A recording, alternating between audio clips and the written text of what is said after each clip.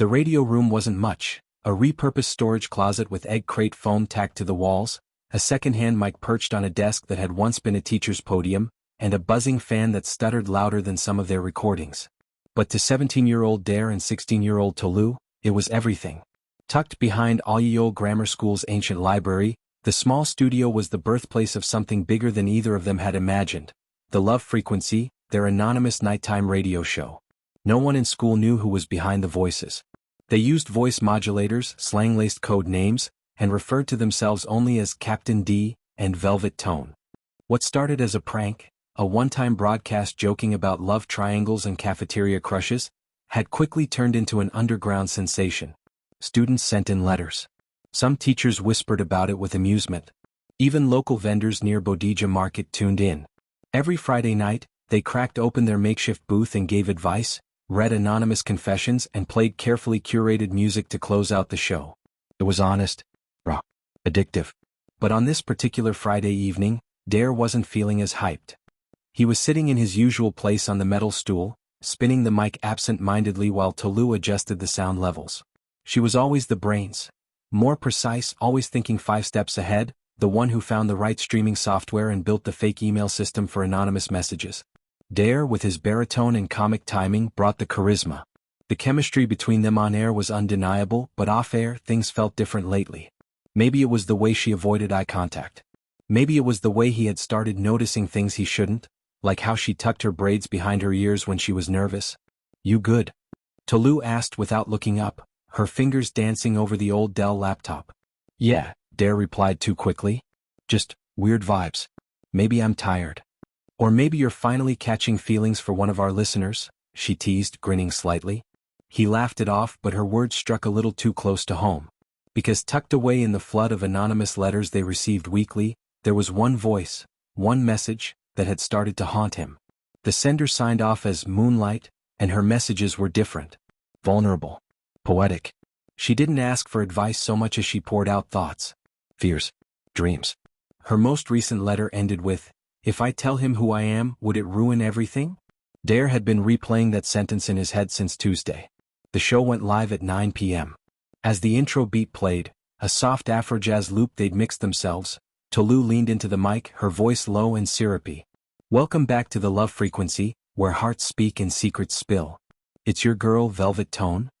"And Captain D in the building," Dare chimed in, voice light. "We're your love doctors, heartbreak DJs, and secret keepers for the night." They eased into the show. Read a letter about someone crushing on their cousin's best friend. Played a track by Ira Star. Debated whether love was real in secondary school. Then Tolu opened an email that made her pause. "It's from Moonlight," she said softly. Dare's body tensed. "Go on. Read it." Her voice slowed as she read aloud, "Dear Captain D, I think I know who you are. Or maybe I just want to know. When you talk about love, you sound like you've been there. And tonight, I want to tell you something I've never said aloud. I think I'm falling for you, not the voice on the radio but the boy I imagine behind it." "Is that crazy?" Silence hung thick in the booth. Dare stared at the mic, unsure what to say. Tolu looked at him, her expression unreadable. "You want to respond?" she asked. He cleared his throat. "Oh, Moonlight, if you're listening." "I..." He paused, feeling the weight of 100 invisible ears. "I think about you too." Tolu blinked. "Wow." The segment ended on that note and they signed off with a track from Simi. As they packed up, Tolu avoided his gaze for once. "You're really into her, huh?" she asked. I don't even know who she is." Tolu smiled, but it didn't reach her eyes. "That's the thing about radio. You fall for voices, not faces. Just don't forget who's sitting next to you when the mic goes off." Then she was gone, slipping out into the night with her backpack slung over one shoulder, leaving Dare in the booth, heart thudding louder than any bass drop. Dare couldn't sleep. He lay on his back in his cramped room, staring at the ceiling fan slicing slow circles in the heat. Moonlight's words looped in his head, not the voice on the radio but the boy I imagined behind it. What did that mean? Who did she think he was? Who was she? He got up and opened his cracked laptop, fingers hovering over the anonymous inbox. It had over 70 unread letters, but his eyes searched only for one sender, Moonlight. Her latest message had come in a few hours before the show, and she hadn't replied since the broadcast ended. His reply had been vague, half scared and half sincere. Now he wished he'd said more. A soft knock interrupted his thoughts. It was his younger sister, Mareo. "Dare?" she whispered, pushing the door open. "Mummy said light is about to go. You better charge your phone." He nodded and plugged in his cracked Infinix, even as his thoughts drifted. It was nearly midnight in Bodija. Somewhere, Moonlight was probably listening to his last words over and over too. At school the next morning, the air buzzed with energy. People were talking in hushed tones about the show again. Dare and Tolu had become legends. Anonymous, invisible, but deeply admired. Posters with "Love Frequency was fire last night" were stuck on lockers and classroom walls. Dare spotted Tolu under the almond tree where they usually met during lunch. She was scribbling in her yellow notepad, the same one she used for tracking show segments and scripting transitions. He slid into the seat beside her. "You disappeared yesterday," he said. "You seemed like you needed space," she replied without looking up. He tilted his head. "You mad at me?" She finally met his eyes. "No. Just surprised. You sounded different last night. Like it was no longer a show, it was real." He chuckled nervously. "Maybe it was." Tolu's mouth twitched into a smile. "Just don't let a voice on the internet make you lose your head. You don't even know who she is." "She knows me though. Like really knows me." "You think you're the only boy who talks about heartbreak on radio?" Tolu raised an eyebrow. Maybe she's imagining someone else entirely. The thought landed hard. What if Moonlight wasn't even thinking of him? What if she liked Captain D, not Dare, not the boy who lived in a shared flat with 3 siblings, dodged NEPA cuts and borrowed data bundles from friends? "Still," he said slowly, "I want to know who she is." Tolu's voice was quiet. "What if she's not who you expect?" "I don't care. I want to know anyway." Tolu shut the notebook with a soft snap. "Then be careful. Curiosity makes good radio, but it ruins real life." That afternoon, a new message popped into the Love Frequency inbox. It was from Moonlight. Subject: about last night. "Dear Captain D. You sounded shaken yesterday. I'm sorry if I crossed a line. It's just hard to separate the person I hear from the fantasy I've built. I'm not beautiful. I'm not rich. I don't even know if I believe in love outside of music and letters. But something about the way you talk makes me believe there's someone out there who could get me. I want to tell you who I am. But if I do, will you still care?" Dare read it twice, then a third time. His heart was pounding again, a dangerous rhythm of excitement and dread. "She wants to meet," he said aloud, though no one was in the room. He forwarded the message to Tolu with a single line: "We need to talk." They met that evening at the radio booth, the air between them crackling with something heavier than usual. Tolu had read the message, he could see it in her face. "She wants to meet you," she said, arms folded across her chest. "Us," he corrected. "She sent it to the show." "She said you," Tolu insisted. "You made this personal." Dare ran his hand over his head. "I didn't ask for this. But I don't want to lie to her." "Then don't. But be smart. You forget that people lie online all the time." "What if she's real?" Tolu didn't reply for a while. Finally she said, "Then we figure it out together. But if we're going down this road, we do it as a team. We started this show together." "Of course," Dare said, relieved. "We're partners." But as Tolu turned away, he couldn't shake the feeling that something else had shifted, something fragile between them, something unspoken. And neither of them realized that someone just beyond the hallway had overheard the entire conversation. "You said."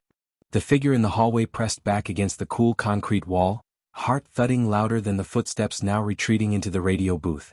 Her name was Miriam, and she hadn't intended to eavesdrop, but when she saw Dare and Tolu walking toward the abandoned closet where the show was secretly recorded, curiosity got the better of her. No one ever went near that room except the janitor.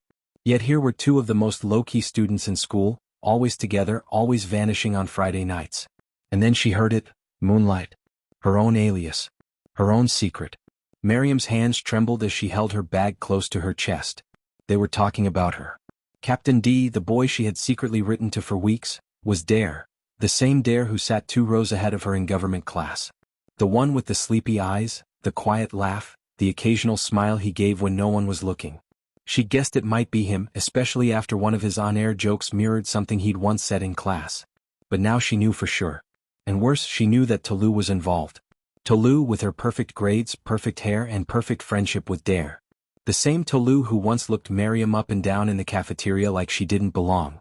Miriam backed away from the hallway, slipping into the crowd of students leaving school, her mind spinning.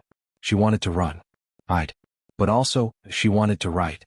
Dare was unusually quiet that night as he rode the Danfo home. Tolu hadn't spoken much after their meeting either. She just nodded when they agreed to respond to Moonlight together and disappeared like a ghost into the twilight of Ibadan's orange skies.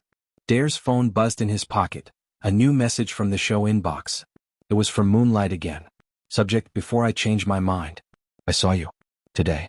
I wasn't supposed to, but I did. I think I saw both of you. And now I don't know what to do with that. You're not what I expected. That's not a bad thing. But I need time. Please don't read anything on the show tonight. Dare sat up straighter. His eyes skimmed the message again, pulse quickening. She'd seen them? Was she at school? Was she someone they knew? He forwarded the message to Tolu. She replied within minutes. Tolu, did she see us or just you? Dare: both, I think. But she didn't say who she was. Tolu, this is dangerous now. If people find out it's us behind love frequency, it's over. Dare: I know. But I need to talk to her. For real. One-on-one. There was a pause. Then. Tolu, then ask her to meet. An anonymous drop. Somewhere neutral. Just letters. No faces. Dare stared at the screen for a long time. Tolu was right. It was the safest way. He opened a new reply. Subject: let's try something. Dear Moonlight. I don't know who you are and I'm not asking, not yet. But I think we owe it to each other to keep this real. So how about this? Let's meet, kind of. Drop a letter at the second bench under the jacaranda tree behind the library. I'll write back and leave mine there too. No names. No faces. Just truth. You in? The next morning, Miriam arrived early to school, earlier than ever before. She clutched the letter she'd written the night before in her skirt pocket, fingers trembling with every step. Her thoughts were a storm of fear and excitement. The jacaranda tree behind the library was in full bloom, its purple blossoms scattering like confetti across the earth. She looked around, no one. Quickly, she slipped the letter beneath the second bench and walked away, her back rigid, her breath caught in her throat. She didn't turn around once. At lunch, Dare excused himself from his friends and made his way to the bench. His heart hammered like it was his first time speaking into the mic. There, tucked under the slatted wood, was a small white envelope. He opened it carefully, fingers reverent. Letter 1. Captain D. I'll admit it, I panicked. Seeing you made everything too real. But now I'm ready to keep going. You asked for truth, so here's mine. I'm not like other girls in school. I come from nothing. I wear borrowed shoes. I buy half of my lunch with coins. That's why I write. Writing is where I get to be someone. It's where I'm strong. I listen to you and I imagine we're on the same frequency. Not the same world, maybe, but the same wavelength. Is that enough to build something real? Moonlight. Dare stared at the letter for a long time. He folded it back, tucked it into his bag and walked away slowly, the petals of the jacaranda tree falling behind him like blessings. What he didn't see was the figure across the schoolyard watching him. Tolu, arms crossed, expression unreadable as her eyes locked on the letter in his hand. Tolu stared at the jacaranda tree, watching Dare walk away, clutching something in his hand, the letter, she assumed. Her stomach twisted. She knew she shouldn't feel this way, but it was like Dare was slipping further into a world where she didn't belong. A world built on secrets, letters, and a girl she couldn't see but already hated. Back in the studio that afternoon, she tried to focus on editing clips for Friday's show. She had her headphones on, but nothing sounded right. Every fade felt off. Every voice clip from Dare, his laugh, his advice, even his stupid jokes, grated against her. She couldn't figure out if it was jealousy or fear. They were partners. She had helped build the show, piece by piece, sound by sound. And now some anonymous girl had taken center stage, pulling Dare into a private orbit while Tolu was left floating in static. When Dare finally walked into the room, she didn't turn to look. Did she write back? She asked flatly, eyes on the screen. Yeah, he said quietly. She did. And? She's honest, scared. Like me. Tolu exhaled through her nose. So what now? Are you planning a wedding or just more secret bench letters? Dare flinched at the sarcasm in her voice. Tolu. Don't, she cut in. Just, don't. There was silence between them. Then, almost too softly to hear, she asked, Do you still want to do the show? His voice was firm. Of course I do. With you. She turned to him finally. Then remember that. Before Moonlight there was us. Don't forget who held the mic with you when no one else believed in it. I haven't forgotten, he said, and this time he meant it. But even as he said it, a part of his mind wandered to Moonlight's words. Is that enough to build something real? And he wondered if maybe, just maybe, it could be. Miriam sat alone at the back of her literature class, chewing the end of her pen and barely registering a word the teacher said. Her heart was beating in time with a new thought. He'd read her letter. And he hadn't disappeared. She didn't know what she expected. Maybe for him to laugh about it on air. Maybe for him to ignore it entirely. But now she felt something strange. A thrill. A connection. It terrified her. She folded a fresh sheet of paper under her desk and started scribbling again. Letter to Captain D. Okay. So truth for truth. I once kissed a boy under the shed behind the canteen, and he told everyone the next day. Called me cheap. Since then I've built walls. I don't flirt. I don't smile too easily. I keep my head down. But when I hear your voice, those walls crack a little. I'm not saying I love you. I'm saying you make me feel like I could. Tell me something scary too. Moonlight. She folded it carefully and hid it in her book, determined to slip it under the bench tomorrow. It was dangerous, foolish even. But what was love, if not a risk wrapped in poetry? By Thursday, their bench exchange had become ritual. Miriam dropped off her note just before assembly. Dare picked it up after literature. Neither saw the other. And both began to look forward to it more than they were willing to admit. That evening, Dare replied. Letter to reply. Moonlight. You want scary? Here's mine. I'm terrified of being invisible when I'm not holding a mic. I'm not loud in class. I'm not athletic. I'm not rich. The show made me somebody. Now I don't know who I am without it. But when I read your letters, I feel like me. Not Captain D. Just Dare. So maybe I want to know who you are too. But I'll wait. Just keep writing. D. He folded the letter and slipped it under the bench the next morning, pulse thumping. He walked away smiling, not noticing the pair of eyes that had been watching from behind the library's corner. It wasn't Tolu this time. It was Balaji, school gossip king and chronic opportunist. And Balaji had just realized something very, very juicy was going on. That night, Tolu confronted Dare in the studio. Are you falling for her? She asked suddenly, headphones pushed off her ears. He blinked. What? Moonlight. Are you falling for her? He hesitated. That pause was answer enough. Tolu stood, paced the tiny room. Do you know how this ends? Someone finds out? You think it's cute now, mystery girl and radio boy. But when people find out, they won't be romantic. They'll laugh. They'll destroy it. I don't care. You should. Silence again. But now it was heavy, angry. You don't know what it's like, Tolu whispered. To work so hard on something only to be pushed into the background. Dare stared. Tolu, is that what this is about? No, she said, but her voice broke. Maybe. And for the first time, Dare saw the truth, not in her words but in her eyes. Tolu wasn't just angry. She was hurt. Outside the booth, under the night sky, Balaji was already drafting a plan.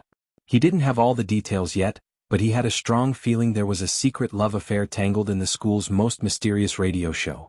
And Balaji loved secrets. Especially the kind he could sell. By Friday morning something was off. The hallways of Alyo Grammar buzzed with more than the usual pre-assembly chatter. Students huddled in tight groups, whispering with wide eyes and sideways glances. A new flyer had appeared on the school notice board, bold and grainy, printed in cheap ink. Love frequency, unmasked? Rumor has it Captain D is not so anonymous after all. And guess what? The voice behind Velvet Tone isn't who you think. Stay tuned. Secrets drop Monday. Anonymous. Dare stared at it, heart in his throat. The paper felt like a trap, vague, menacing, and just accurate enough to be dangerous. Tolu stood beside him, lips tight. They're coming for us, she muttered. We don't know who wrote it. Tolu looked at him like he was slow. Dare. Who do you think always starts drama in this school? Balaji lives for this kind of mess. Maybe he's bluffing. Maybe he's not. And if he outs us, it's over. Dare clenched his fists. We've been careful. Tolu raised an eyebrow. You've been slipping. You respond to one girl with your real name, and now half the school knows there's a Captain D. It only takes one person to connect the dots. The guilt landed hard. Dare knew she was right. In chasing Moonlight, he'd lost sight of everything they'd built. The love frequency was never supposed to be about him. It was about them, their bond, their voices, their shared belief that stories could change lives. Now it was all unraveling. Miriam saw the flyer during break and felt like the ground shifted beneath her. Her heart dropped. Did someone know?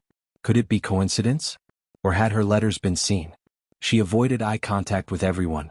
Even Dare, who walked past her in the corridor, eyes darting around like he expected betrayal at any corner. She clutched her books tighter and slipped into the girls' toilet, locking herself in the last stall. Pulling out her notebook, she scribbled furiously, emotion pouring out in ink. Letter 3. Captain D. Someone knows. I don't know how or who, but they do. I'm scared. Not just of being found out, but of you thinking this was a mistake. Maybe it was. Maybe dreaming of you was selfish. Maybe I should have stayed silent. I thought words could be safe. But now they're heavy. Dangerous. And maybe not enough. Moonlight. She folded the letter and, against her better judgment, crept out during lunch to slide it beneath the bench. She didn't see the shadow watching from behind the staff block. Balaji's phone camera snapped quietly. Dare read the letter that evening. Tolu was in the booth setting up for the show, but he couldn't speak. He just read it again. And again. She's pulling away, he said aloud. Tolu didn't answer. She was focused on mixing the intro track. I think I messed everything up, Dare muttered. You think? He sighed. I'm trying to fix it. Tolu paused the music. Then fix this first. Focus. We have a show in 30 minutes. He nodded, pushing aside the ache in his chest. But when he sat down behind the mic, something had changed. The air felt charged. Fragile. At 9 p.m. the intro music faded out and the show began. Welcome to the love frequency, Tolu said, voice cool as ever. Its velvet tone and... There was a pause. Then Dare leaned in. And Captain D. Broadcasting from Ibadan, with static in the heart and signals in the soul. It was poetic. Too poetic. Tolu glanced at him sharply. You okay? I will be, he said. Let's do the letters. They read 2 listener emails. Gave advice. Bantered.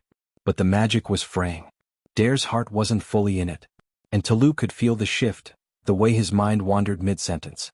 The way he kept glancing at the clock like he was waiting for something else. At the end of the show, Dare did something he'd never done before. He went off script. Before we go, he said, I just want to say something personal. To someone out there, if you're listening, I want you to know. This, whatever this is, it's not a mistake. You weren't wrong to write. And I wasn't wrong to care. Tolu's eyes widened, her jaw slightly open. I don't care who knows anymore, Dare said softly. Some things are worth the risk. Tolu cut the mic before the outro could play. What the hell was that?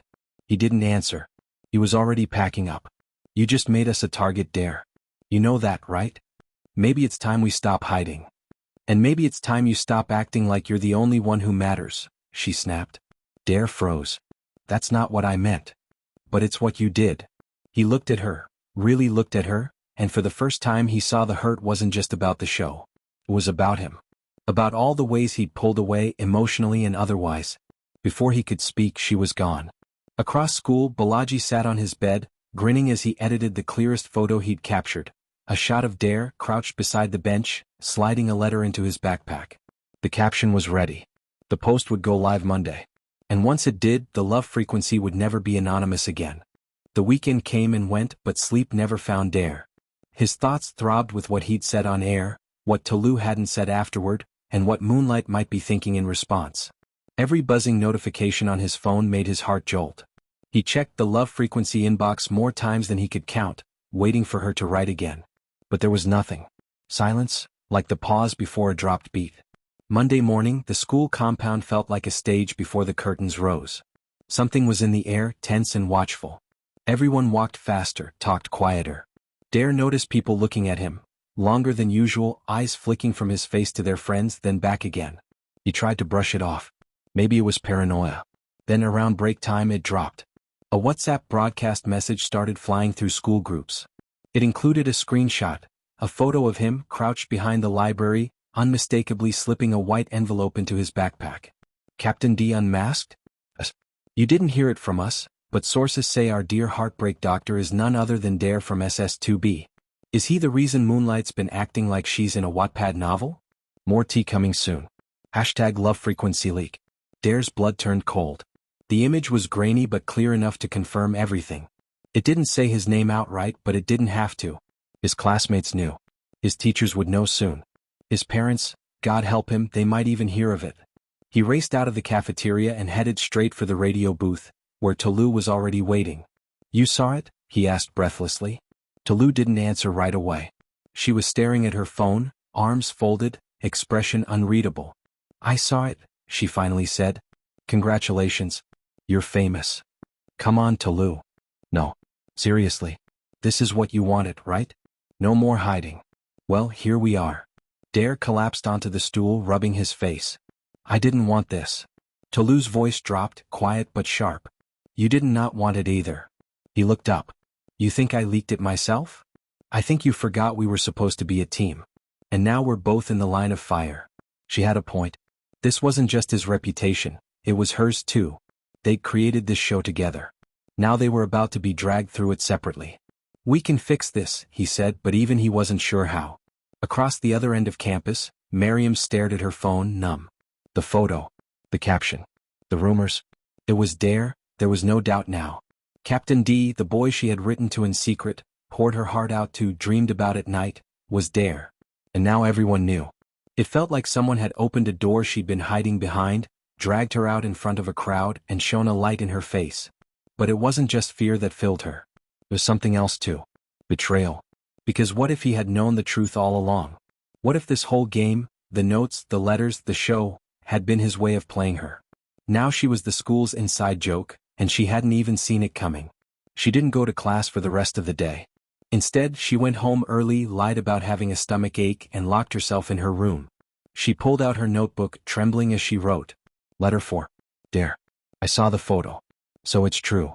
It's really you. I should be happy, right? All those dreams I had, all those imagined moments, they weren't so far off. But instead I feel like a fool. Everyone's laughing. You get to be the charming voice with fans. I get to be the silly girl who fell for one. I thought this was safe. That it was ours. Now I see it was yours. And I was just a story in it. Don't reply. Moonlight. She didn't take it to the bench this time. She left it on the floor of her room, unread, unshared, unfinished. She was done being vulnerable. By the end of the school day, things had escalated. The principal, Mr. Akingbade, summoned Dare and Tolu to his office. He sat behind his wooden desk, hands clasped, glasses pushed high on his nose. The room was lined with dusty books and an award plaque for Best School Discipline Program, 2012. So, he began, we have a situation. Tolu and Dare sat silently. Students are saying there's been an unauthorized radio program coming out of this school, he continued. One that uses the school's name and facilities without permission. Dare swallowed hard. Sir, Let me finish, Mr. Akingbade said. If this is true, and I'm not saying it is, you two are facing suspension. At best. Tolu lifted her chin. With all due respect, sir, no rules were broken. We never used school property during hours. We never used names. We never disrespected anyone. But you did create a platform that now has students distracted, gossiping, and sending anonymous messages that I can't regulate. He leaned back. You have 24 hours. Shut it down. Or we shut you down. They left the office in silence, the door clicking shut behind them like a guillotine. That evening, Dare sat on his bed, staring at his laptop. The inbox was filled with hundreds of messages, people asking if it was true, people confessing they'd guessed, people sharing how much the show meant to them. But there was no message from Moonlight. He clicked compose. Subject, I'm sorry. I didn't want you to get dragged into this. I never meant for any of this to hurt you. The show, the letters, they were real for me. You were real. But maybe I wasn't good enough to handle real things. I'll stop now. Like you asked. Just know you changed me. Dare. He didn't send it. He just let it sit there, unsent, while the cursor blinked like a heartbeat slowing to silence. Tolu had never seen the booth so quiet. No buzzing mic. No glowing on-air indicator. No Dare lounging with his usual goofy smirk and last-minute jokes. The egg crate foam on the walls looked dull in the late afternoon sun. It was like the soul of the room had vanished overnight. She sat on the stool anyway, legs crossed, a pen in one hand and her yellow notepad in the other.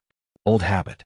Her head was pounding from everything, the principal's warning, the school whisper campaigns, and the silence between her and Dare. What they had built had been magical, fragile, and beautifully reckless. Now it was just over.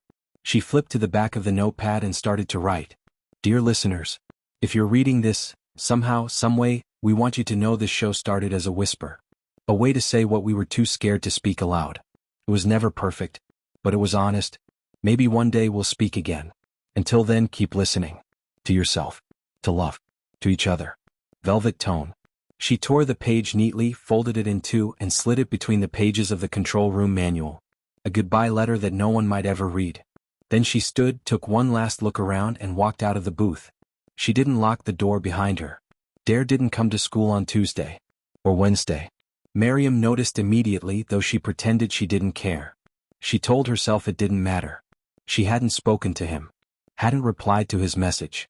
Hadn't left another letter. But the ache in her chest was undeniable. It hurt more than she'd expected, not just the exposure but the absence. His voice had become a part of her rhythm. Now, silence hung over her like fog. She missed the way his words made her feel less alone. But she was angry too, angry that he hadn't fought for her. Angry that he had let everything fall apart without explanation. Angry that Tolu had been dragged into it too, though she didn't know her well enough to feel more than guilt. The whispers were still circulating in school. Balaji had posted a follow-up, a grainy clip, this time of a voice recording from an old broadcast, paired with Dare's photo.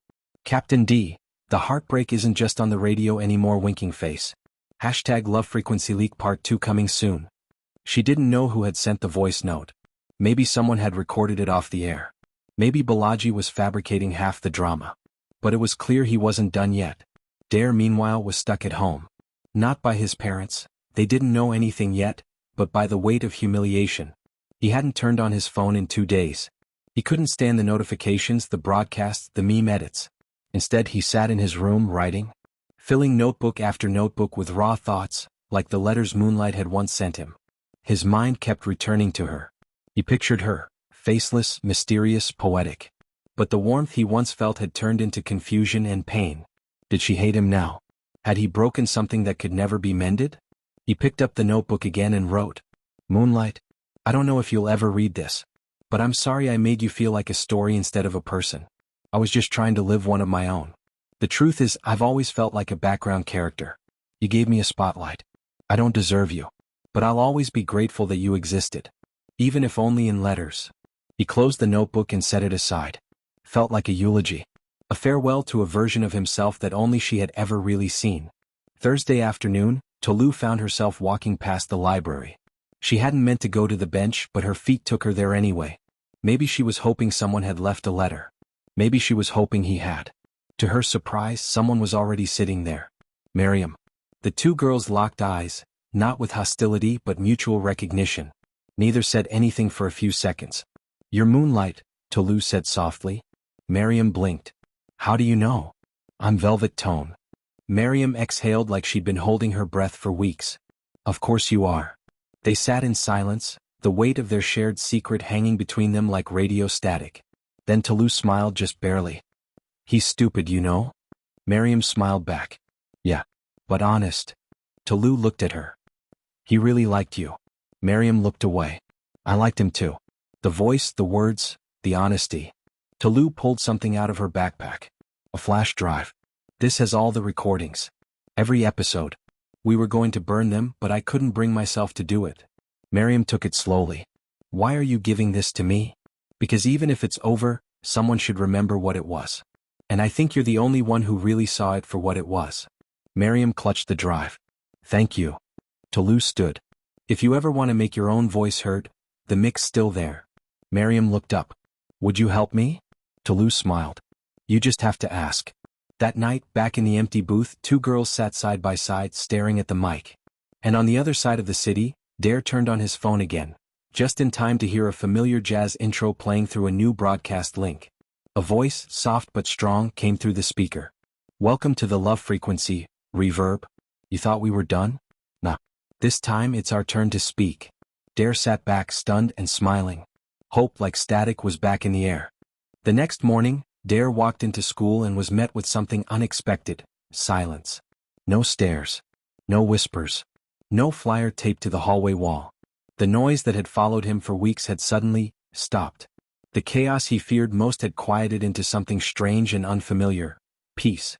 He wasn't sure if it was the natural decay of gossip or something else, but then his friend Whale slapped him on the back and said, Guy, that new show last night?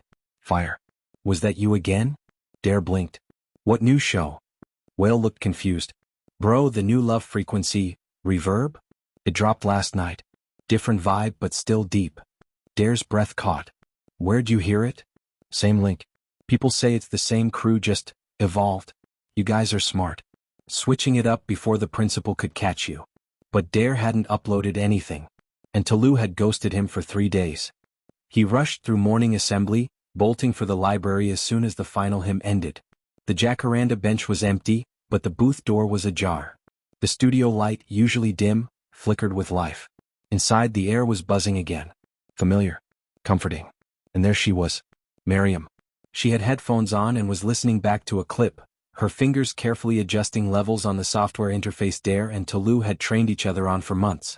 She looked up when he entered, her eyes wide with surprise, her hand instinctively reaching for the pause button. "Hi," he said, breathless. "Hi," she replied, cautious. You started the show again?" "I didn't want it to die," she said, standing slowly. It mattered. Even if people didn't know who was behind it, it meant something. Dare looked around the booth. "You did this?" "Tolu helped," she said quickly. "She gave me the files. The tools. The password to the account." "She gave you everything?" "She said if you weren't ready to come back, someone else should carry the frequency." He was silent, stunned. "You two talked?" Miriam nodded. "I didn't know how to face you. So I faced her instead." There was a pause. Their eyes locked. No mic. No hiding. "I missed your letters," Dare said quietly. "I didn't want to keep writing to someone I thought had betrayed me." "I didn't mean to," he said. "I got caught up. In the spotlight. In you. In being wanted. It all got blurry." "And now?" she asked, searching his face. "Now I just want to speak clearly." That afternoon, the three of them sat together in the booth for the first time, Tolu, Miriam, and Dare, the unlikely trinity behind Love Frequency, Reverb. They didn't press record. Not yet. They just talked. Tolu sat cross-legged on the floor, chewing a pencil like she always did when brainstorming. "So what's this version of the show about?" "Still love," Miriam said. "But not anonymous anymore. No fake voices," Dare added. "No hiding. Just real stories," Tolu agreed. "Real voices." They spent hours mapping it out. A weekly episode format. One personal story from a listener. One from a host. One love letter read aloud, but only with consent. Advice, yes, but also reflection. It would be deeper. Slower. No more gimmicks. By evening they had a name for the pilot. Frequency Reset. Meanwhile, Balaji was fuming. His plan had crumbled. The photos, the leaks, the dramatic countdowns, none of it had gotten him what he wanted. Instead of disgrace, Love Frequency had evolved. It had grown without him. He tried to break a story and had ended up forgotten. Even worse, no one cared anymore. The gossip trail had run cold. He deleted the photos from his gallery in frustration. "Whatever," he muttered. "Nobody even listens to school drama for more than a week." But he was wrong. Somewhere in Ibadan, the frequency had shifted, from scandal to something deeper.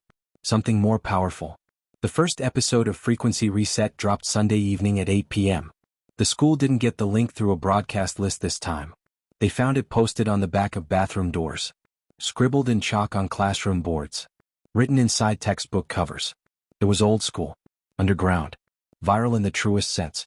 And when students clicked, they heard a new voice leading the charge, warm, clear, unfiltered. "Good evening, listeners. Welcome to Frequency Reset. You know our voices and now it's time you know our stories. I'm Miriam. And today I want to talk about being invisible. About falling for a voice before you ever see the face. And about learning that sometimes, what you imagined isn't a fantasy, it's a future you never saw coming." Dare's voice joined in next. "And I'm Dare. And I want to talk about messing up. About chasing attention instead of listening to the person right in front of you. And about how second chances don't come from luck. They come from owning your truth." Then Tolu's voice, steady and strong, closed the intro. "And I'm Tolu. And I want to talk about letting go. About building something, losing it, and deciding to start again, not out of anger but out of love. Because we don't speak for love. We speak with it." The episode flowed like a stream, gentle, vulnerable, honest. By midnight, it had over 200 listens. By the next day, it was being played in classrooms during lunch. It wasn't anonymous. It wasn't scandalous. It was just real. And in a world of noise, that made all the difference. By Wednesday, Frequency Reset was no longer just a school sensation. It was a city whisper. Teachers pretended not to hear students playing it in the back of class. Market women near Sango talked about it between selling okra and yams. Even the Danfo drivers on Ring Road started asking their apprentices to download it for the morning routes. Something had changed. The voices were familiar now. The mystery was gone, replaced by a raw kind of vulnerability. The hosts weren't perfect. They were teenagers. Honest. Human. And that, oddly enough, made the show even stronger. But with popularity came pressure. Tolu felt it first. The inbox was overflowing, stories of heartbreak, of confusion, of betrayal. People wrote in with pain that didn't fit into 5-minute answers. There were letters about abuse. About loneliness. About not feeling enough, in a world that demanded too much. She read one message that stopped her cold. Dear Frequency, I think I want to disappear. I've tried being the funny one, the smart one, the obedient one. But no one sees me. Not really. I listen to you all and I wonder, would you notice if I was gone? Ghost. Tolu sat with that message all day. She didn't tell Dare. She didn't tell Miriam. She didn't know how. But it stayed with her, the possibility that someone was crying into the void and they might be the only lifeline. The next episode was scheduled for Friday. She asked to host the opening solo. That evening, Dare walked Miriam home after their meeting. They took the long way around Bodija, letting the golden hour stretch between them. You're quiet, he said, nudging her gently. I'm thinking. About the show?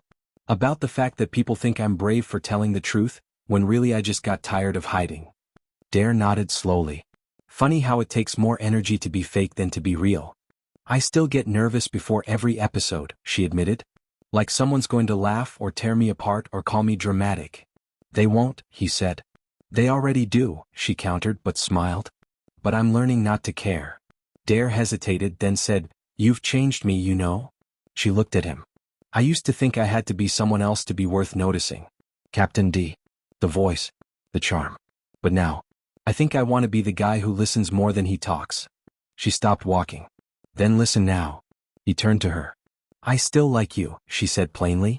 Not the fantasy. Not the voice. You. He swallowed. I still like you too. A moment passed. Then another. And just when he thought she might step forward, she stepped back. But let's not ruin the show. Or our peace. He smiled, a little sad, a little grateful. Agreed. They walked the rest of the way in companionable silence. Friday night, the episode dropped at 9 p.m. Tolu's voice opened it. This isn't the episode we planned. But sometimes the world doesn't follow your script. Someone wrote to us this week. They didn't leave a name. Just a feeling. That they were tired. That they didn't want to be here anymore. So tonight we're not reading letters. We're sending one. A piano loop played under her voice, soft, solemn. To whoever you are. You're not invisible. We see you. Not because of what you've done or failed to do, not because of how loud or funny or perfect you are. We see you because you're still here. And that means something. It means everything. The recording ended with silence. No outro. No jokes. No love advice. Just quiet. And somehow that said more than words ever could. The next morning the inbox had a new message. Subject, thank you. I'm still here. That's all. Ghost. Tolu read it on her bed, tears running freely for the first time in weeks. That afternoon the three hosts met in the booth. There was no agenda. No script. Just relief. We did that, Miriam whispered. We saved someone, Tolu replied. Maybe more than one, Dare added. They sat in silence, the kind that didn't need filling. Then Dare leaned forward and pressed record. I think it's time we let people in a little more. Miriam raised an eyebrow. How? No more pretending we've got it all figured out. Let's talk about us, the show, the fallout, the guilt, the rumors. Everything. Tolu hesitated. You sure? He nodded. We've given people our voices. Now let's give them our truths. And so they did. The episode titled Behind the Mic aired the following Sunday. It was raw, messy, beautiful. Tolu talked about feeling left behind. Dare admitted to chasing validation. Miriam confessed to being terrified of vulnerability. They laughed. They cried. They argued gently. And they ended the episode with a group silence that somehow felt more intimate than any goodbye. It became their most played episode ever. By Monday, students weren't just fans, they were participants. The show wasn't about three teens anymore. It was a platform.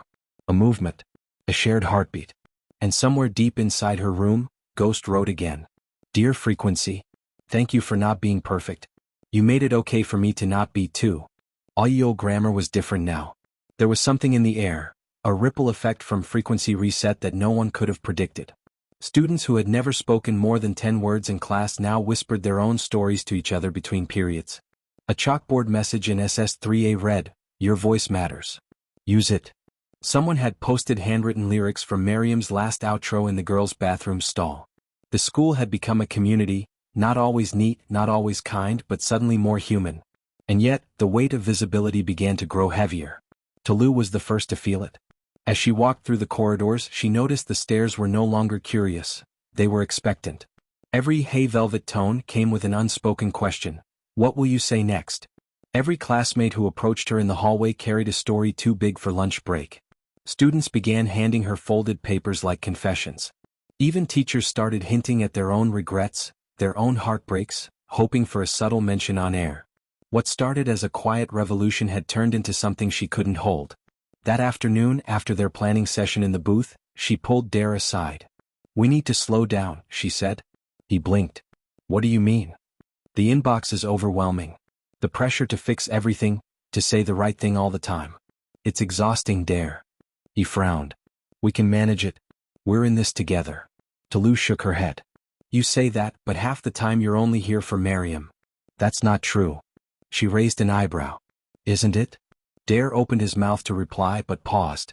Because maybe, just maybe, she was right. Ever since Miriam joined, he'd focused less on the structure of the show and more on the way she read lines like poetry.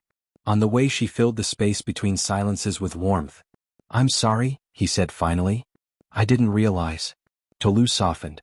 "I don't want to quit. But I do want boundaries. We need to remember why we started. Before the downloads. Before the applause." He nodded. "We'll fix it. Together." She smiled faintly. "Like we promised."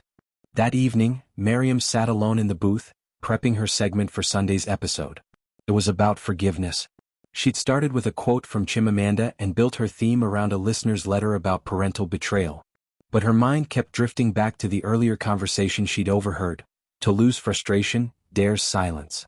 She didn't want to be the cause of division. She never asked to be the center. And yet, something between her and Dare had shifted, grown in shadow and light. A connection neither of them named. She tried to push it away. She pressed record. "They say forgiveness is not for the other person, it's for yourself. But what if you keep forgiving someone who doesn't even know they've hurt you?" She stopped. Erased the line. Started again. "Sometimes, the person you need to forgive is the version of yourself who stayed silent." That one stayed. Sunday's episode dropped and was met with thunderous reception. Listens doubled within 24 hours. Comments flooded in, emotional, raw, grateful. And yet, as the praise rose, so did the pressure. Principal Akingbade called them in again on Monday. His face was stern, hands folded, a copy of the Tribune newspaper open on his desk. "This is getting out of hand," he said. Dare frowned. "Sir? This show of yours. It's made the papers. And not in the good way." He turned the paper around. There it was, a headline at the bottom of page 3. "Teens turn radio into therapy, but at what cost?" Beneath it, a byline. "Anonymous staff at Alyo Grammar express concerns about the emotional toll on students." Tolu's heart sank. "We've never forced anyone to share." "Doesn't matter," Akingbade snapped. "You've created a space that we can't monitor. You're not licensed counselors. You're teenagers." "We're teenagers who listen," Miriam said quietly. The principal ignored her. "You have until Friday to shut it down. This time I mean it." He dismissed them with a wave. Outside the office, the silence between them was deafening. "So what now?" Tolu asked. "We go rogue." Dare offered with a weak grin. "No," Miriam said softly. "We go louder." Tolu looked at her. "What do you mean?" "We do one final episode. One that explains everything. Not just to the students but to the adults. To everyone who thinks this is a joke or a phase." Dare nodded. "A full-circle finale." Tolu hesitated. "You sure you're ready to put your name on that kind of fire?" "I already did the moment I spoke," Miriam replied. They planned the finale in secret. 3 days of scripting. Revising. Choosing their most powerful letters. Re-recording the intro. Inviting real voices, classmates, teachers, even Miriam's younger brother, who spoke about missing their late father and how the show made him feel less alone. It was no longer just a teenage broadcast. It was testimony. Friday night. 9 p.m. The episode dropped. Titled, The last frequency. Tolu opened it with quiet resolve. We started this show with 2 voices in a closet.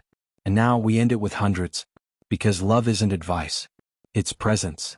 Miriam followed. To anyone who thought we were just playing radio, we were. But play is how we learn to survive. To tell our truths. Dare closed. If the price of honesty is silence, we'll pay it. But just know, someone out there is still listening. And the echo never truly fades.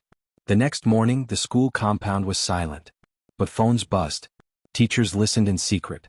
Parents whispered. And Principal Akingbade, alone in his office, played the episode once. Then twice. Then locked the door and sat still for a very long time. For the first time in weeks, all-ye-old grammar felt like all-ye-old grammar again. No chalkboard quotes. No flyer wars. No eager glances passed between students. It was as if the school had taken a deep breath and held it, unsure what to do with the stillness that came after a storm. The last frequency had dropped like a bomb and dissolved like mist. There were no more episodes after that. No whispered links passed around at break. No booths lighting up at dusk. The microphone had been switched off. And yet the silence spoke. Students who'd never spoken up in class now asked tougher questions. Teachers noticed it too. Essays that cut deeper, debates that struck more personally, journal entries that read like confessions. Frequency reset had ended, but its rhythm pulsed beneath everything, like a heartbeat under the floorboards. Dare walked through the corridors quietly, nodding to classmates who gave him subtle smiles or respectful nods. He'd become someone else. Not a legend, not a joke, just a boy people listened to differently now. And yet, something about the quiet unnerved him. He hadn't seen Tolu in 2 days. She'd gone offline after the episode aired, missing their usual debriefing sessions and leaving their shared folder untouched. Miriam too had kept her distance. She'd said what she needed to say in the final recording. It was her swan song and she left it at that. He felt the shift, the show was over. But the friendships? They hung in limbo. He opened WhatsApp and typed a message to their group chat. Dare, hey. I miss us. Coffee at that kiosk by UCH? After school? Seen by Tolu. Seen by Miriam. No replies. Tolu sat in the back of her chemistry class, staring blankly at the blackboard. The teacher's words washed over her like static. She hadn't stopped thinking about that last recording, how it ended, how it didn't feel like enough, how she didn't know who she was without the structure of planning episodes, editing scripts, organizing feedback. The silence was supposed to bring peace. Instead, it brought disorientation. She hadn't answered Dare because she didn't know what to say. She was proud of what they'd built, but somewhere along the way, it had taken pieces of her. The way people now expected her to always be wise, calm, articulate.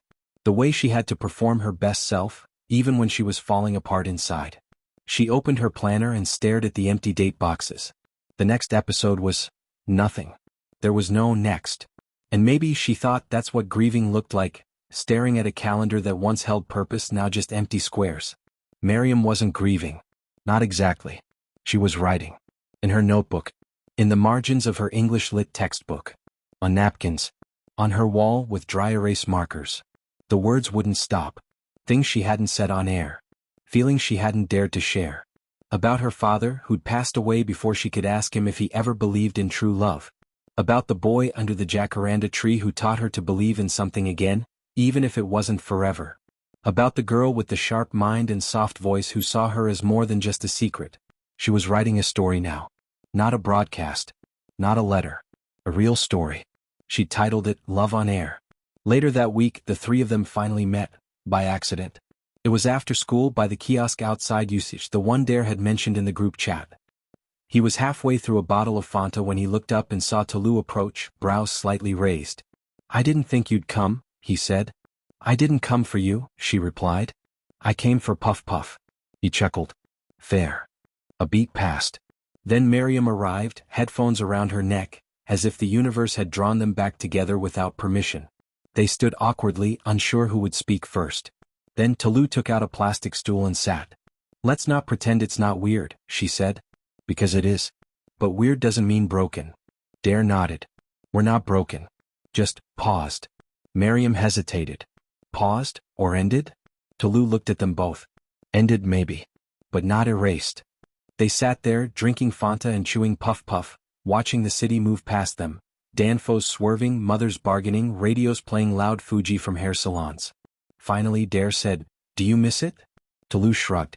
I miss the clarity. When we knew what we were saying and why.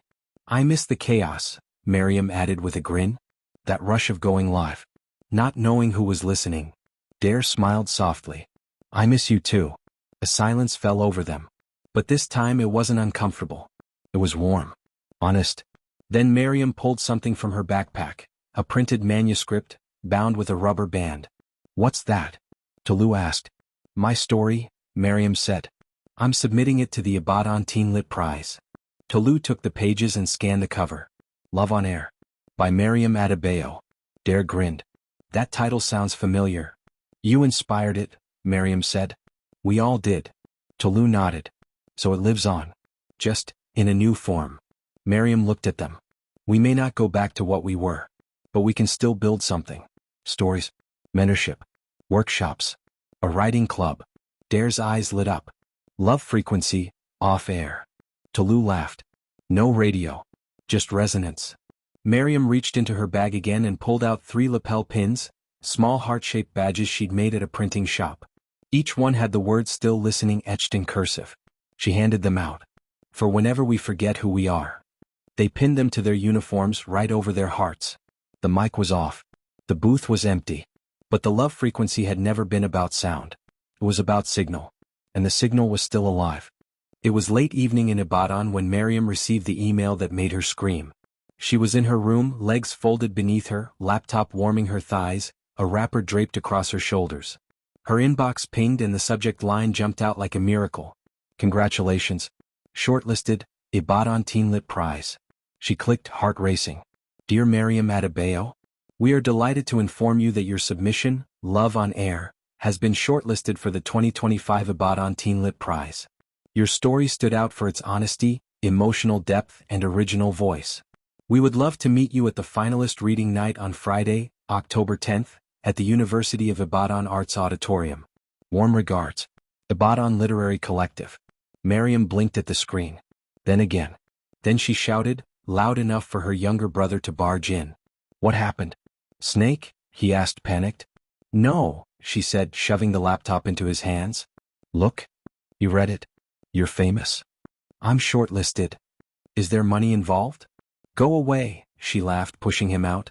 Then she picked up her phone and did what came instinctively. She texted Dare and Tolu. Miriam, guys. I made the shortlist.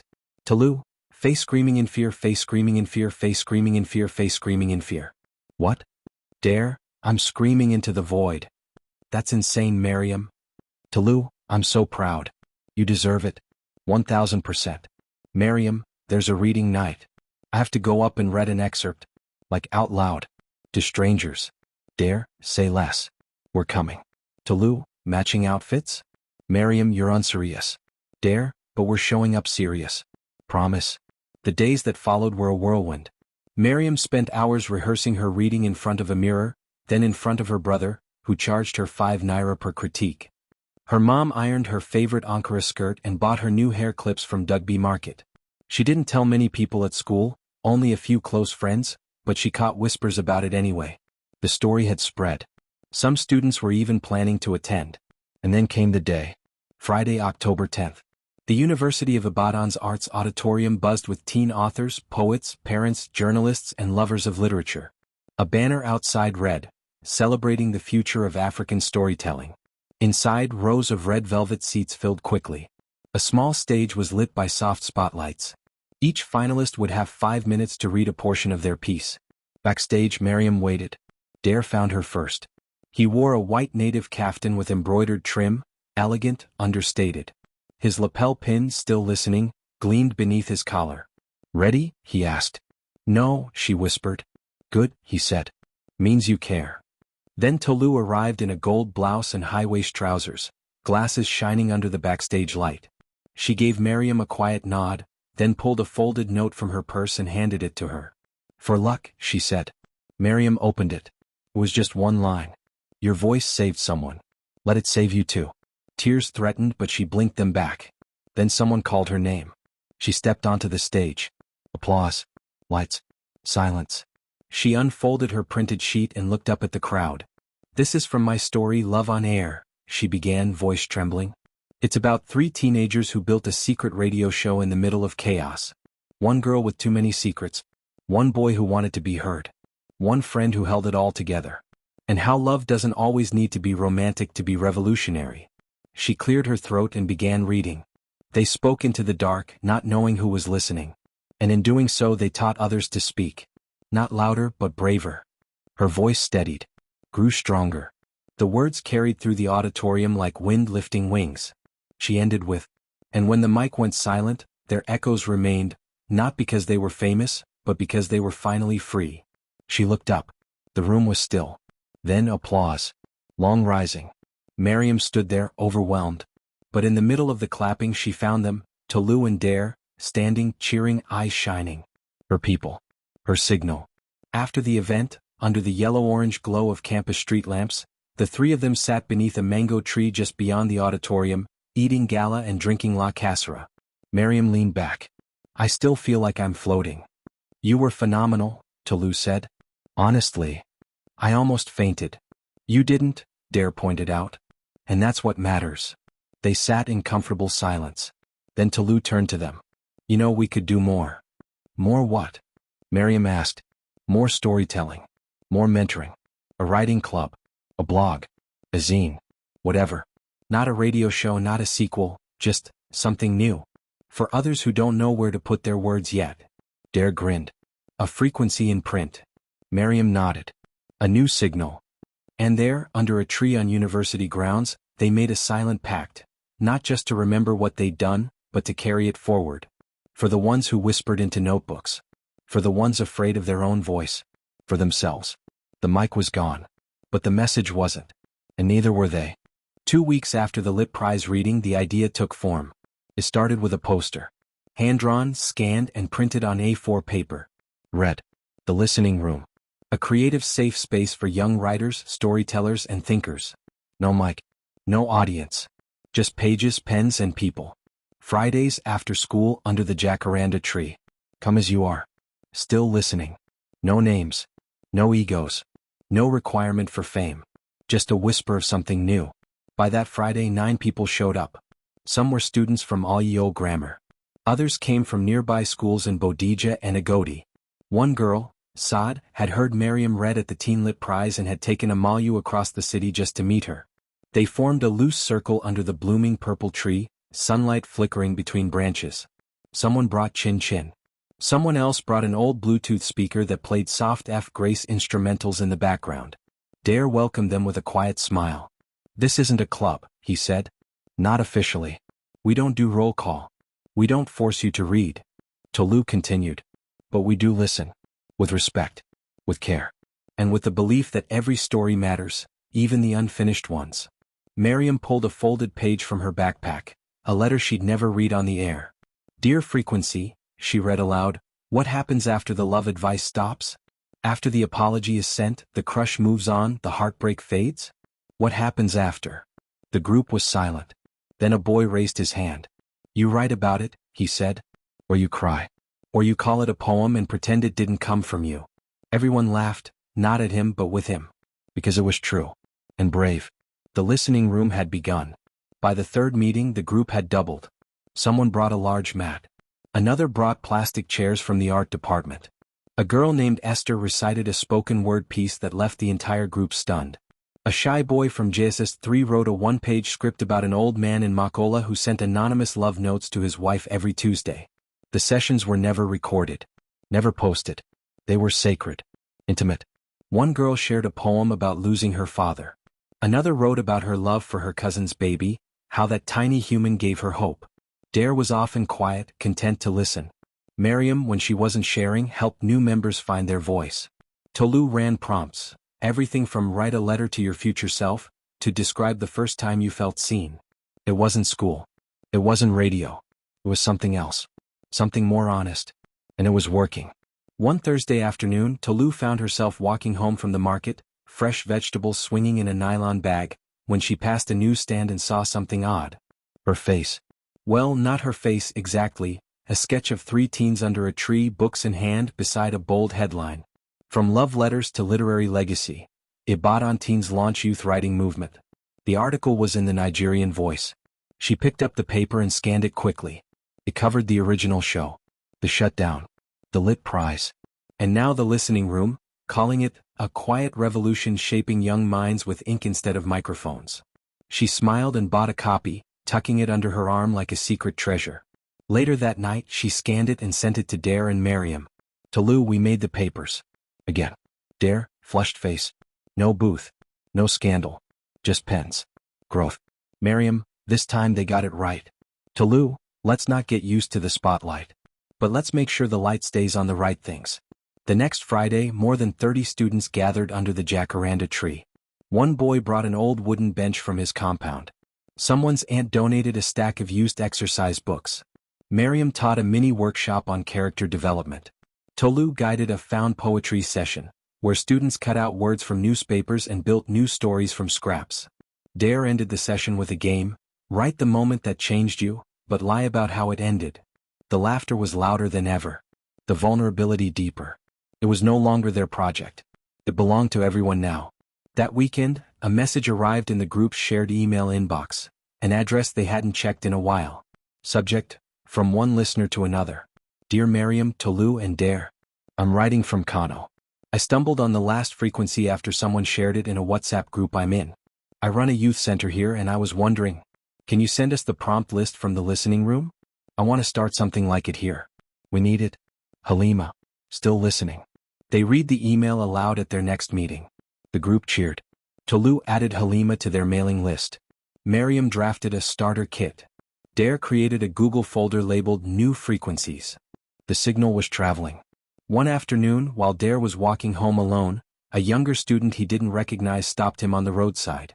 "Excuse me, are you the guy from that love show?" Dare braced himself for a joke. But the boy just smiled and said, "Thanks." "For what?" "For making it okay to say how we feel." And then he walked away. Dare stood there for a long time. No applause. No mic. Just the echo of impact. And in that moment he realized, they didn't need a booth. They were the frequency. The message from Halima was only the beginning.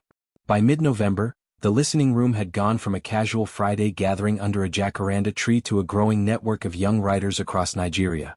Through word of mouth, text threads, and reposted snippets from old Love Frequency episodes, students in Abuja, Ilorin, Akure, even Jos had reached out with one simple question.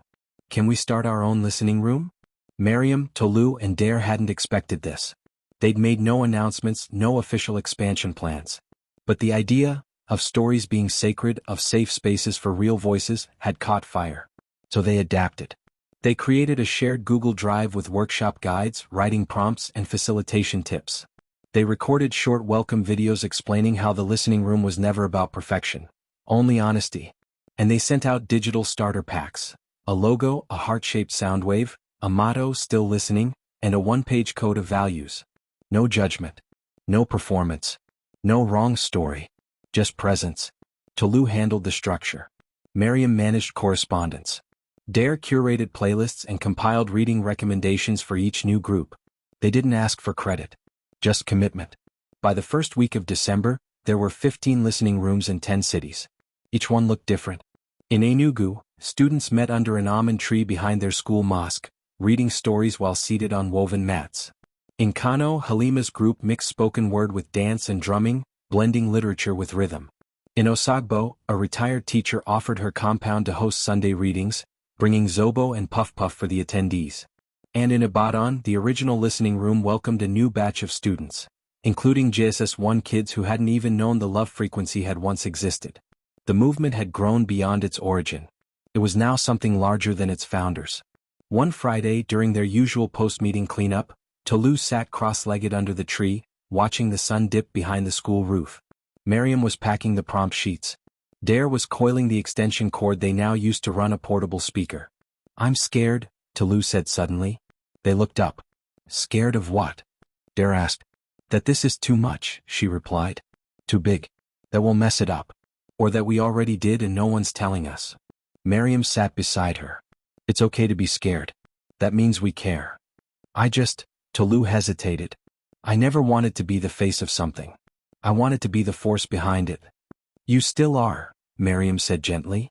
"You keep us grounded." "And you gave it wings," Dare added. "You've always been the one who saw beyond the booth." Tolu blinked back tears. "Then tell me you won't disappear." Either of you? Dare reached over and took her hand. We're here. Miriam nodded. Still listening.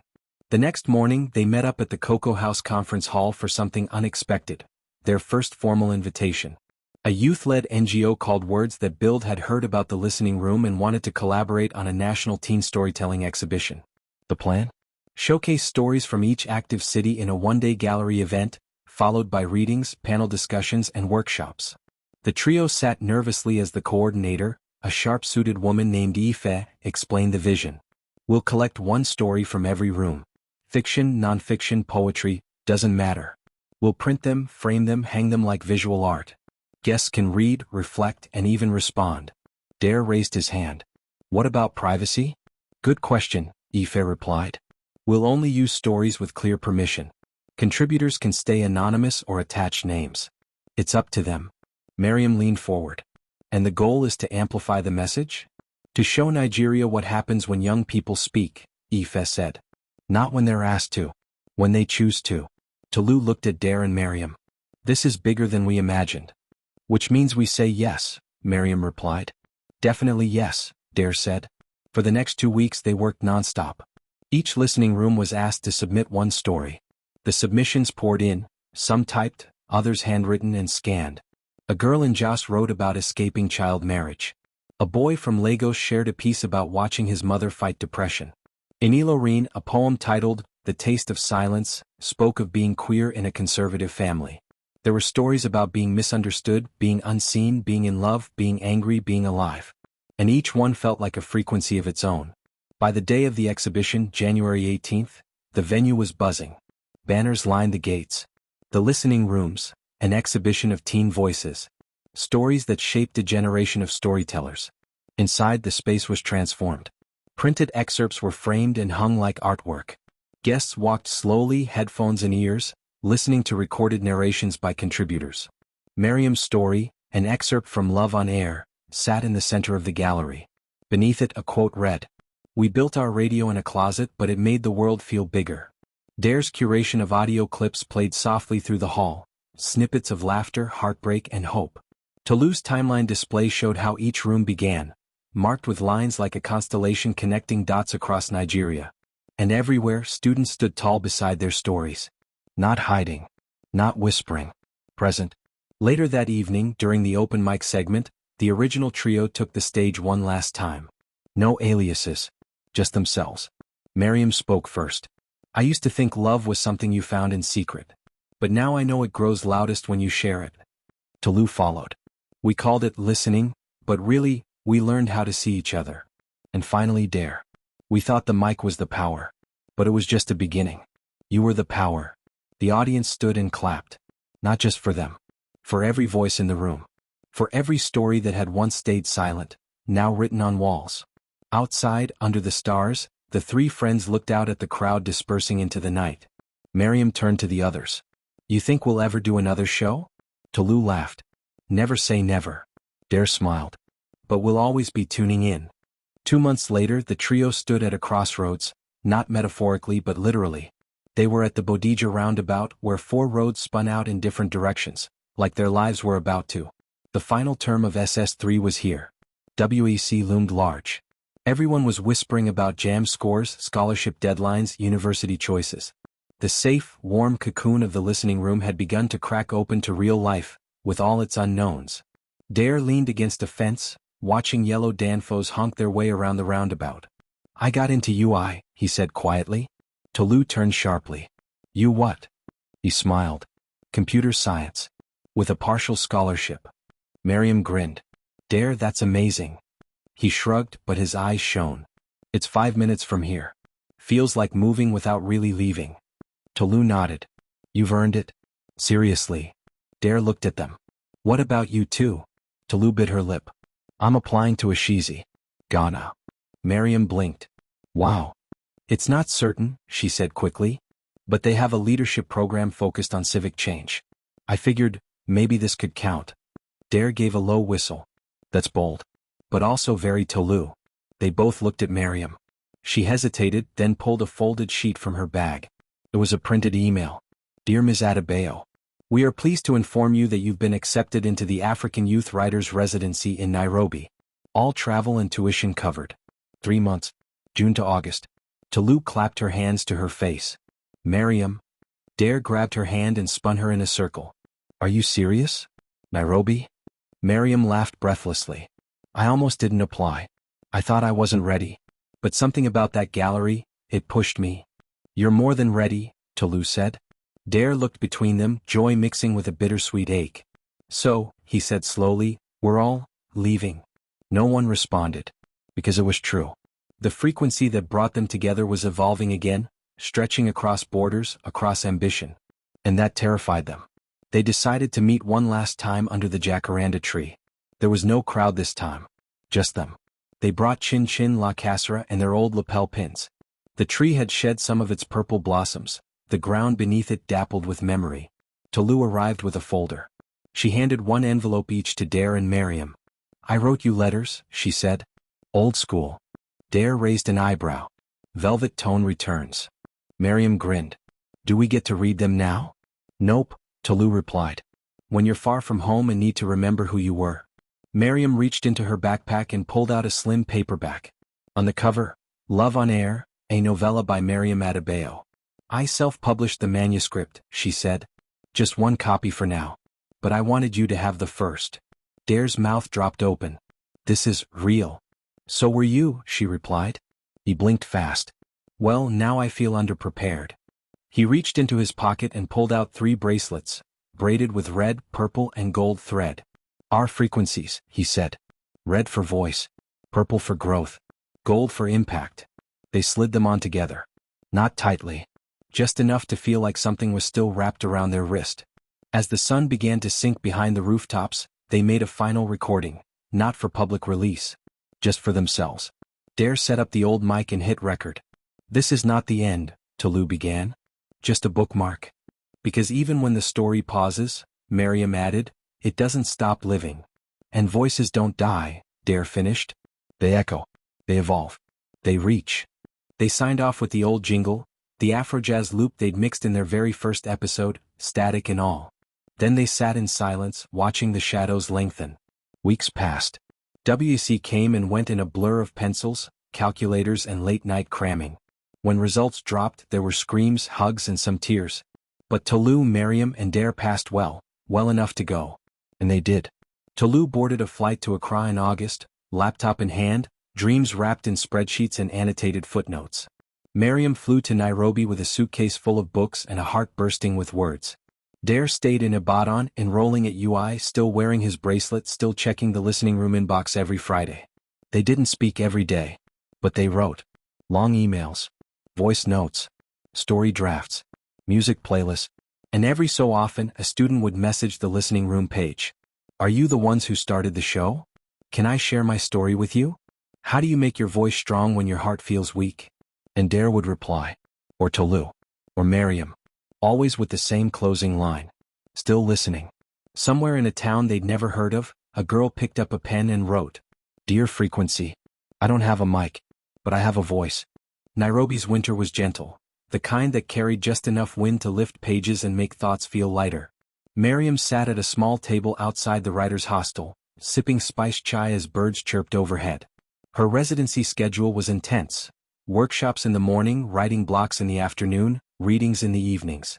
But it was a good kind of intense, the kind that stretched her in places she didn't know needed growing. Still, some days she missed Ibadan so much it ached. The noise, the rhythm, the jacaranda tree, and of course, them. So she wrote. Not fiction, not essays, but letters. She sent the first to Dare. Subject, from the other side of the frequency. Dare. Nairobi is strange and wonderful. There's a market here called Masai Market. The first time I walked through, I saw a little boy rapping in Swahili beside his mother's beadwork stall. I nearly cried. It reminded me of you. Of how stories come out of mouths like music. I hope school isn't turning you into a robot. Please say you're still listening to people. I know we've drifted. That's okay. Some frequencies change. But I just wanted you to know. I still carry your bracelet. Still listening. Miriam. He replied 3 days later. Subject, from under the UI tree. Miriam. Your letter made me grin in the middle of a crowded bus. Some old woman thought I was crazy. School is a school. Lecturers talk like they invented gravity. But I joined a campus literary club. Not quite the listening room, but it's something. I'm still wearing the bracelet too. Red's faded a bit, but the thread's holding. Like me. Thanks for writing. You don't know how much I needed to hear from someone who gets it. Write again? Miriam did write again. Then again. Their letters became a soft rhythm. Not daily, not even weekly, but steady. Like radio waves looping around time zones and silence. Tolu was different. She didn't write long letters. She sent short voice notes. Accra is loud in a different way, one began. Everyone here speaks like they're editing a TED Talk. It's inspiring and annoying at the same time. Another said, there's a professor here who made me cry during class, in a good way. He said, don't lead to be followed. Lead to make others brave. I immediately thought of you too. Her last message, sent during a thunderstorm, was softer. I found a bookstore that sells second-hand journals. Someone had written a poem in one. About being left behind. Made me miss home. Miss Fridays. Miss the booth. Miss us. Dare save that one. Played it back when school felt heavy. Miriam responded with a poem of her own. They weren't fading. They were stretching. One Saturday evening, Dare hosted a mini listening room meetup at the UI campus gardens. There were only 6 students, a mix of undergrads and pre-degree hopefuls, but the feeling was familiar. He asked them to write the story you wish someone had told you in JSS 1. One girl wrote about failing math and learning to forgive herself. One boy wrote about being kissed by his male best friend and not knowing what to feel. Another wrote about losing a sibling and not crying for weeks. They didn't record the session, but they passed around Miriam's book. Quoted Tolu's old prompts. The frequency lived on. December arrived with a breeze and brought them all back home. Miriam flew in first, tired, inspired, and hungry for umla. Tolu came next, suitcase full of books and gifts, her accent now slightly tinged with Ghanaian lilt. They met Dare at their usual spot, under the jacaranda tree which was now mostly bare, its branches skinny like old fingers. But the bench was still there. The tree, like them, had changed, not dead, not forgotten. Just older. Tolu brought Puff Puff and small cartons of Fanta. Miriam handed out bookmarks she made during her residency. Dare brought his speaker and played a quiet jazz loop just like old times. I needed this, Tolu said, leaning back. Me too, Miriam added. Dare smiled. Feels like the booth without the walls. They didn't need a big reunion. No announcement. No performance. Just presence. After a while, Tolu pulled out her journal and flipped it open. Okay, she said. New prompt. What do you want to leave behind? Miriam thought for a while. My fear of being misunderstood. Dare said, my need to be liked all the time. Tolu looked up. My habit of staying quiet when I'm scared. They sat in silence, each writing that answer into their own pages, separate but linked. Then Miriam said, maybe we record again. Not weekly. Not like before. Just when it matters. Dare nodded. A series of letters. One voice per episode. Honest. No filters. Tolu smiled. We call it post-frequency. And just like that, the mic returned, not as a symbol of performance but as a tool of reflection. That night, back at home, Miriam sat at her desk, opened her laptop and hit record. Her voice was calm. Steady. Dear listeners, we're back. Not because we want to be heard, but because we want to remember how to speak. This time there's no pressure. Just pages. And hearts. Welcome to post-frequency. Let's write again. She clicked save. A new chapter had begun. There was no fanfare, no trending hashtag, no viral announcement when post-frequency premiered. It simply appeared, a soft, 5-minute episode uploaded quietly to their old Love Frequency account. The profile picture hadn't changed, a blurry, heart-shaped waveform. But the bio now read, a journal in audio form. One voice at a time. No hype, no noise. Just us, still listening. Miriam's voice led the first episode. She spoke slowly, like she was sitting beside the listener rather than performing for them. This one's for anyone who has outgrown a dream, but still remembers how it felt. I used to think success was a crowd clapping. Now I think it's being able to tell your story without shrinking it. I'm not who I was during Love Frequency. I'm quieter. Maybe braver. I still write letters, just less out of desperation, more out of clarity. This is a letter to the girl I used to be. And maybe, to the one still becoming. She ended with, wherever you are, whatever you're carrying, right back. Even if no one sees it. Especially if no one does. The episode was less than 6 minutes long. But by the next morning, it had 600 plays. Tolu went next.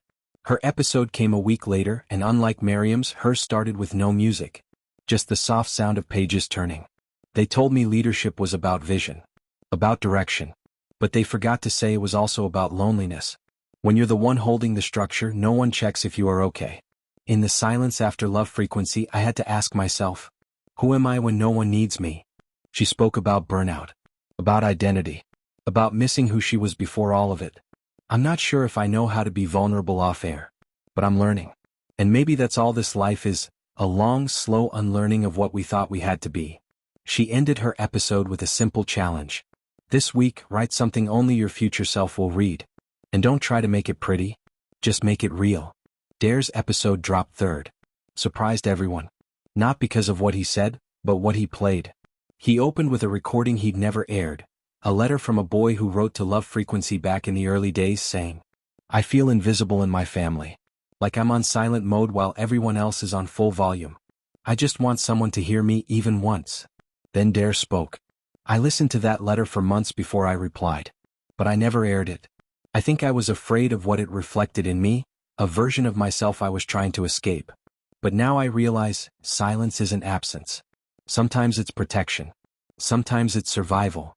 He talked about masculinity, about the pressure to be composed, funny, unbothered. He confessed to crying during his first semester exam period and hiding in the UI library toilets for an hour.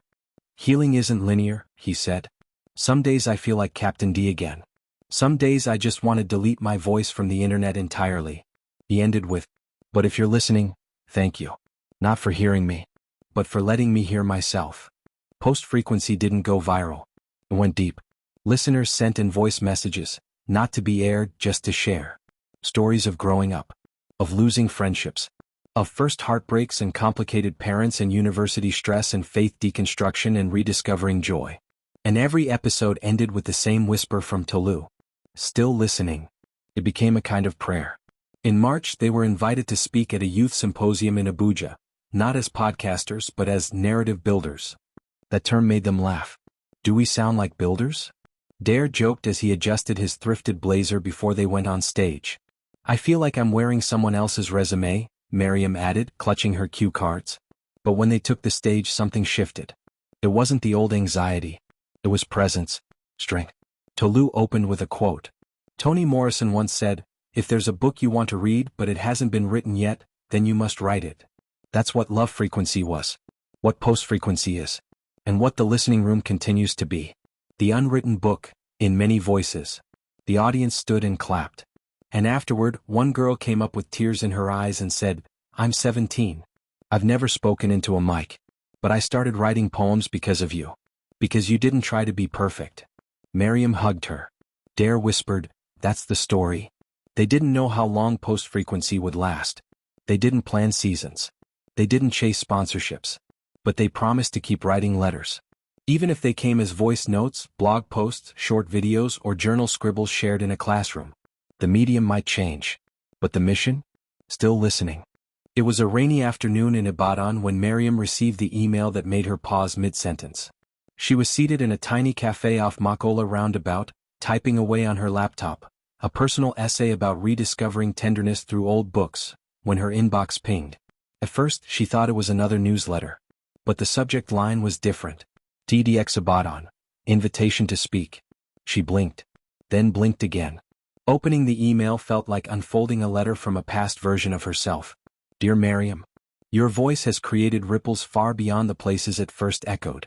We've followed your work since the Love Frequency days, through the listening room and now Post Frequency. We're hosting TDX Ibadan this June under the theme, Stories That Shift. We would be honored to have you speak, not just about storytelling but about listening, legacy, and what happens when young people refuse to be silent. We'll handle travel, lodging, and tech. You handle the story. Warmly, TDX Ibadan team. Miriam sat frozen for a moment, the words reverberating inside her. A TEDx speaker? Her first instinct was to panic. She wasn't polished. She didn't use big words like socio-emotional resonance in conversation. She didn't have a book deal or a viral TED Talk. But she did have something else, the story that started it all. She picked up her phone and called Tolu. Tolu answered on the second ring. You okay? No, Miriam breathed. They want me to speak. TEDx. June. Tolu gasped. What? Miriam. That's amazing. I don't know what to say. Tolu's voice softened. Say what you've always said, the truth. Miriam exhaled. You think I can do this? I think you've been doing this. This is just a louder stage. Then Tolu added, and you're not doing it alone. We've got you. That night, in a WhatsApp group named PostFam, still listening, the trio regrouped. Dare, just say the word and I'm flying down. I'll carry your slides on my head. Miriam, I'll need more than that. I need a whole rewrite of my self-worth, loudly crying face. Tolu, you need a mic. We'll help you build one again. The rest is already in your chest. Miriam, I'll do it. Scared, shaking and stammering, but I'll do it. Dare, that's the only way anyone real ever does it. They began planning. They called it the rewrite. The talk would trace the arc, from anonymous radio show to a nationwide network of youth-led listening spaces. From scribbled letters to published books. From heartbreak to healing. But more importantly, it would highlight how stories change the people telling them. And how listening can be an act of love. They mapped out 3 beats. The beginning, starting love frequency in a forgotten closet. The collapse, being exposed, shut down and doubted. The rebuild, creating something new. Unscripted. Quiet. Revolutionary. Tolu helped Miriam draft the script. Dare coached her on breathing and pacing. They sent her voice notes like bedtime lullabies. You've got this. We're in the front row even if you don't see us. Still listening. June arrived, hot and humming. The TEDx stage was minimal, black background, red carpet circle, 1 spotlight. Miriam stood backstage in a mustard yellow dress her aunt had sewn just for the occasion, bracelet still on her wrist, red, purple and gold threads now slightly frayed but holding strong. She clutched her note cards with shaking fingers. A stage assistant whispered, "You're up in 2." Her heart thudded. But then she remembered the bench under the jacaranda tree. The letters. The laughter. The silence that said more than words ever could. And she walked on stage. She didn't stammer. She didn't faint. She told the story. We didn't start a podcast. We started a question. What happens when teenagers are allowed to speak without being told to perform? We didn't always get it right. But we got it real. And sometimes that's enough. She spoke of radio static and stolen glances. Of falling in love with voices before faces. Of learning to grieve the version of yourself that once needed hiding. She ended with, you don't need to be loud to matter. You just need to tell the truth even if your voice shakes. Especially then. A full standing ovation. Not for a performance, but for a presence. After the talk, she stepped outside to breathe. And there they were, Tolu and Dare, waiting. No words. Just a hug that folded years into seconds. Miriam whispered, we did it. Tolu whispered back, you lived it. Dare added, and now, others will too. 3 days later the video went live. It didn't trend globally. It didn't need to. Because emails began to arrive. From Sudan. From Canada. From Port Harcourt. From a 13-year-old girl in Taraba who wrote, I watched your talk. I cried. I'm starting a listening room in my village. I don't have a mic, but I have 5 friends. And I think that's enough. The story had written back. And the echo? Still growing. Months passed. The seasons shifted. From dusty harmattan breezes to humid downpours, life stretched onward. The trio no longer texted every day. There were deadlines, time zones, thesis drafts, job interviews, late-night bus rides, and new friendships to tend to. But the signal never faded. Not between them. Not in the world they'd built. And one day the signal called them home. It started with a message from a listening room in a cure. Subject, we're ready. Dear Post-Frequency. Our first group of writers are graduating. Most of us started in SS1. We didn't know how to write. We barely knew how to speak. But we listened. And now we want to host a national gathering. A summit. A storytelling weekend. Nothing too fancy. Just stories, workshops, and a night where we read under the stars. Would you come?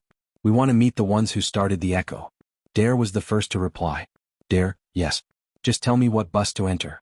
Tolu followed. Tolu, count me in. I'll help with structure, of course. Miriam responded last. Miriam, I'll come. And I'll bring books. And so, in early July they reunited in a cure. Older, different, but still familiar. Dare wore glasses now, carried a small journal, and had a slight limp from a bike accident he didn't want to talk about. Tolu was in tailored trousers and an Ashizi alumni badge, her natural hair wrapped in a blue scarf. Miriam wore a faded still listening hoodie, her manuscript bag heavier than ever. They were met by the Acure team, all wide eyes, warm hugs and quiet awe. But the awe was mutual. Because these new kids, 15, 16, 17, were electric. They ran the summit like seasoned leaders. Organized, confident, kind. There was a room for workshops. A tent for late-night reads. Handwritten signs on the trees, "Speak softly. Someone is healing here." The first night, under dim lanterns and crackling generators, a girl named Iridi read a poem titled, "When the Voice Returned." My silence was my mother's. My anger was my brother's. My grief was my own. But my pen is mine. Applause. Tears. Dare whispered, "They're better than we were." Miriam replied, "We planted the tree. They're climbing it." On the second day, Tolu hosted a workshop titled Voice and Vulnerability. She opened by saying, "You don't have to bleed to write. But you do have to feel." A boy raised his hand. "What if we feel too much?" She smiled. "Then your pen will never run dry." Dare ran a session on audio storytelling. He taught them how to use their phones to record, edit and shape episodes from the sound of footsteps, pages turning and laughter. One student asked, "Do you miss the old show?" Dare paused. "I miss what it taught me. But I wouldn't go back. Because this, what you're building now, is what we dreamed of without knowing it." Miriam gave a keynote titled, "The Story That Found Me." She spoke not as a star but as a student, of life, of mistakes, of resilience. "I didn't find my voice. I built it, letter by letter. With help. With heartbreak. With people who listened even when I didn't know I was speaking." When she finished, the entire crowd stood. And one boy in the front row whispered, "She's the reason I wrote anything at all." That night, the summit ended with a circle. No mics. No stage. Just a ring of students and mentors sitting under stars, passing a single candle. Each person had 1 minute to say something. Anything. One girl spoke about forgiving her father for leaving. A boy talked about losing his best friend in a flood. Another said, "I never thought I'd matter. But this weekend changed that." When the candle reached Tolu, she held it close. "The first time we made a show, we were trying to prove we were worthy. Now, I know we always were." Miriam took it next. "Stories aren't magic. They're mirrors. And if you look long enough, you'll see the version of yourself that deserves to be loved." Dare held the candle last. "We didn't build this. We just lit the first match. You built the fire." Then he placed the candle in the center of the circle. And for a moment, no one said a word. Because silence had become sacred again. They left Acure with journals full of poems, recordings of new voices, and hearts heavier than they expected. But also lighter. Because now they knew, the story was no longer theirs. It belonged to everyone. Back in Ibadan, the jacaranda tree was still standing. Quiet. Watching. And one afternoon, someone pinned a new note to the bark with tape.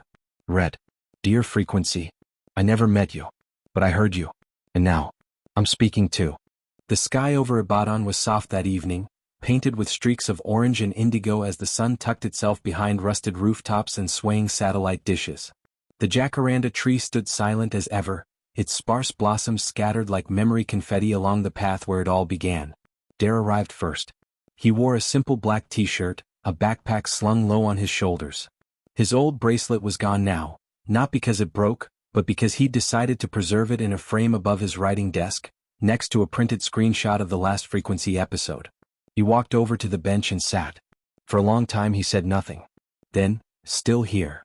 5 minutes later, Tolu appeared, as poised as ever, in a crisp cotton dress, earbuds in, a pen tucked behind her ear. She looked older. Not in her face but in her aura. Like someone who had weathered change and come out clearer on the other side. She didn't sit right away. She just stood beside the bench, hands in her pockets, looking at the tree. "I still dream of this place," she murmured. "Me too," Dare said. Miriam was the last to arrive. She was breathless, clutching a stack of newly printed zines. Her hair was braided now, with purple beads woven in. Her energy was radiant, like someone who had finally accepted that her voice, in all its imperfections, belonged. "I made copies," she said, holding them out. "It's a final collection. Letters from the Frequency. Every message we never aired." Tolu took one and flipped through the pages. "You printed them." "Not for sale," Miriam said. "Just for passing on." Dare smiled. "That's how we started." They sat in silence, watching the dusk roll in. A breeze rustled the pages. "Feels like goodbye," Tolu said softly. "Or maybe, intermission," Miriam offered. Dare leaned forward. "Or the start of someone else's frequency." He reached into his bag and pulled out a small box. Inside, 3 brand new bracelets.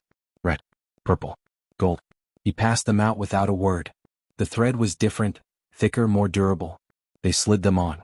No ceremony. Just instinct. Then Miriam pulled out her phone, opened a recording app, and hit record. One final letter. "Dear listener," she began. "We were never supposed to last forever. The mic was borrowed. The booth was temporary. But the love? The honesty? The echo? That was always yours." Tolu continued. "If you ever start something, a blog, a podcast, a whisper circle under a mango tree, and you're scared no one will care, do it anyway. Someone will hear you. Even if they never say it out loud." Dare closed. Because love isn't just about being heard. It's about listening back. And if you've come this far with us, thank you. This isn't the end. It's just, your turn now. Miriam saved the file and titled it Episode 0, The Last Letter. That night they posted it to the archive feed. No image. No caption. Just audio. And over the next few weeks, it slowly found its way into inboxes, playlists, libraries, memory. Students discovered it years later, a quiet relic of something honest and imperfect and necessary. They copied the format, changed the names, built their own trees, their own rooms, their own frequencies. And somewhere in a school much like All Grammar, a new group of teenagers gathered in a janitor's closet with egg crate foam, a second-hand mic, and dreams bigger than the walls could hold. They hit record. Welcome to the new frequency. We're not the first. We won't be the last. But we're here. And we're listening.